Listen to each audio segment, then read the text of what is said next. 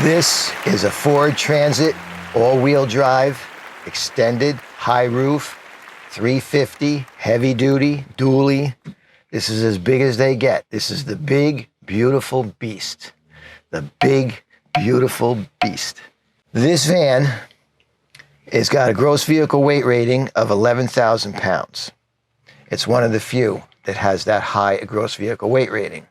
I think only the Mercedes Sprinter, the big dog, has an 11,030 gross vehicle weight rating. Anyway, so what I did with this van, it's fully built out. This is a couple from Florida, based in Florida. They're not going to full time, but they're going to be doing some extensive traveling. So I took the van to get weighed. This van's got all of its fixtures and fittings and appliances. I drove the van at 158 pounds, so I was included in the weigh-in. I put 45 gallons of fresh water in the tank, and I filled up the fuel, 30 gallons of fuel. Other than that, it's just the fixtures, the fittings, and the furniture. The gross vehicle weight rating is basically the maximum weight of the van with everything in it. Passengers and all their gear, full fuel, full fresh water, and even tongue weight if you will be towing a trailer. We call her the Beast because she is the Ford Transit that can carry the most weight, 4,630 pounds over the front or steer axle, and 7,275 pounds over the rear axle. And those maximum axle ratings add up to be more than 11,000 pounds. 11,905 pounds to be exact. The CAT scales provide front and rear weight measurements. Total weight of the Beast, loaded as explained, was 9,780 pounds. That leaves Yvonne and Danny 1,220 pounds for all their stuff and one more person, since I was alone when I weighed the van. The individual axle loads came in well under the maximums. 6,120 pounds over the rear axle and 3,660 pounds up front. This is a testament to building such a strong, fully equipped van with 80/20 extruded aluminum skeletal modules and using our architectural plywoods in a judicious manner. Proper weight distribution is one of our most important safety concerns. I have been refining the Humble Road custom running boards since my first van build in 2018, varying the length and width, spacing, trying different steel brackets for support. This iteration features a longer length on the driver's side. Our thinking here is that when approaching from a sharp rearward angle on a shorter board, you run the risk of smashing your shin into the side or corner of the step. With a longer reach, we have increased the safe approach angle. Your shins will thank us. The DC system. How much lithium do I need? A volatile question indeed. More seems to be the common answer. It's a race to the top. That was my poem for the day. What you may not consider, however, is how do you recharge all that lithium? A second alternator, DC to DC chargers, shore power, and solar on the roof can only provide so much replenishment. With all that lithium to maintain, you may find yourself constantly driving around just to produce those valuable amps, or worse, tethered to shore power like a Tesla. So it becomes a balancing game with consumption and the style of van life you want to pursue. Are you one that wants to drive your van every day? Or do you prefer to sit and relax a week at a time? Or do you want to do both? With full-timers as well as extended travelers in my client pool, it seems like 600 amp hours is a sweet spot. With less than 600, you may find yourself needing more. I have had excellent results with the Lithionics brand of lithium batteries. Lithionics is the only battery to have a UL listing.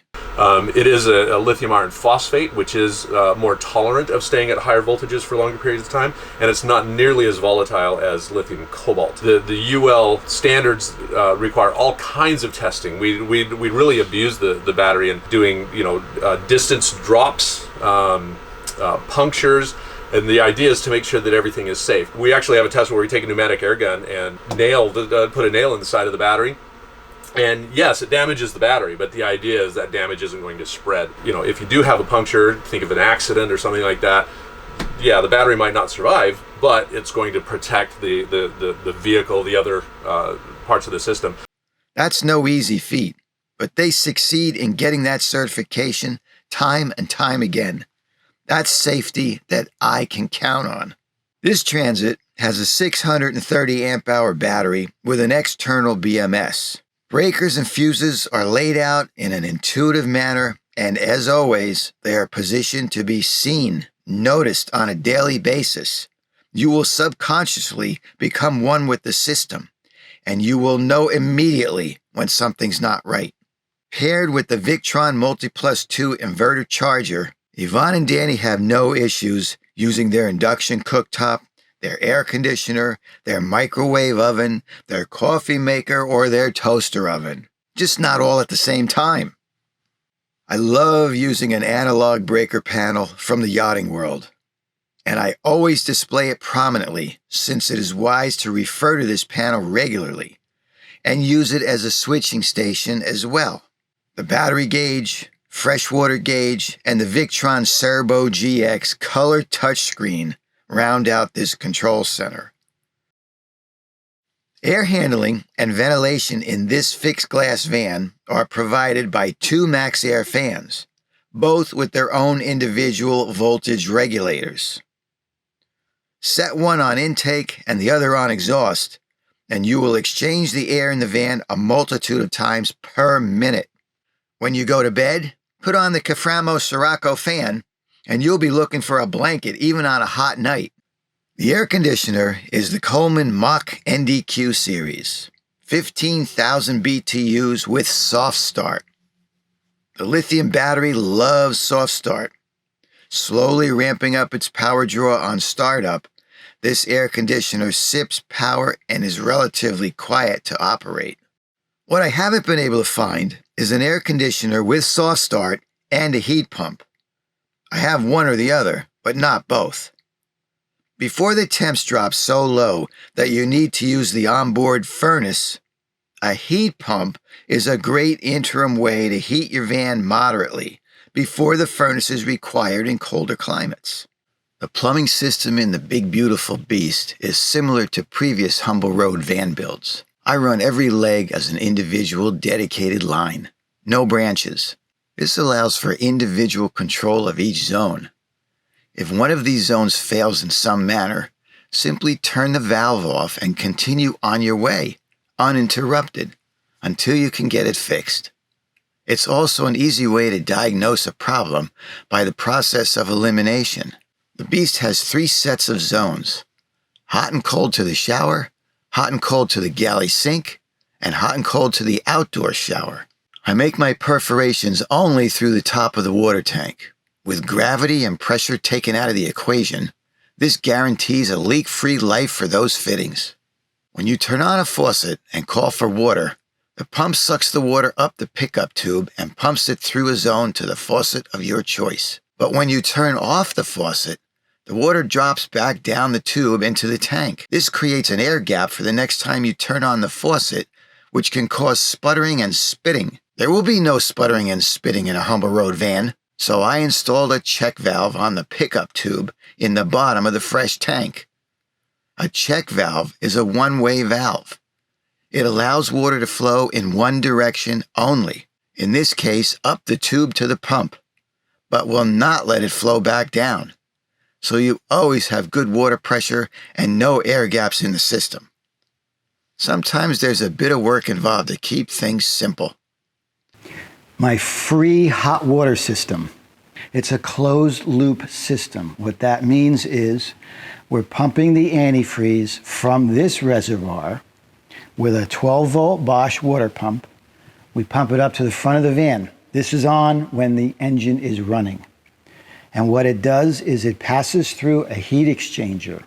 My cold glycol passes through one side of the heat exchanger, and I cut the chassis coolant lines into the other side of the heat exchanger.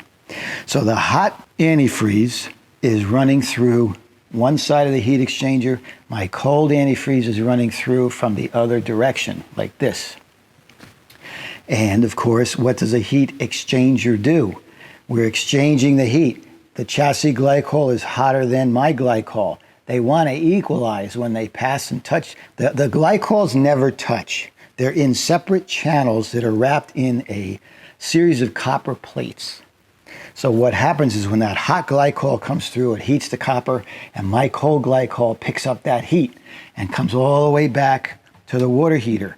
There's another heat exchanger. There's a coil in this water heater, and that antifreeze passes through the hot water. Again, it's not mixing with our water. That's our drinking water, our shower water.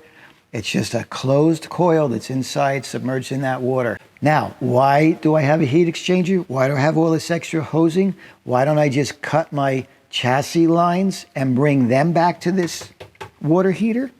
You can do that, but now you're driving and you're deep in the desert. You're somewhere in Montana, and one of those lines gets cut. One of those coolant lines gets cut, gashed, and you lose your engine coolant. Your van's inoperable. With my system, if this coolant line under the van gets cut, you just can't make hot water with the glycol pump system. But your van is still operable, because all I did up at the van is I cut the coolant line and put it into one end of the heat exchanger and out the other end. In the case of our beast, a Ford Transit, we cut into a coolant line at the top of the engine. We installed a manifold of redirect and bypass valves. Now, the chassis coolant is redirected across the rear of the engine compartment, through another valve, and then onto the heat exchanger mounted under the vehicle. Then it returns from the heat exchanger back across to its origination point, where it continues through the engine. We have extended the chassis coolant travel by only 10 feet. And with our series of redirect and bypass valves, if there is ever a problem, we can isolate the heat exchanger loop and allow the engine to run as if our lines were never there.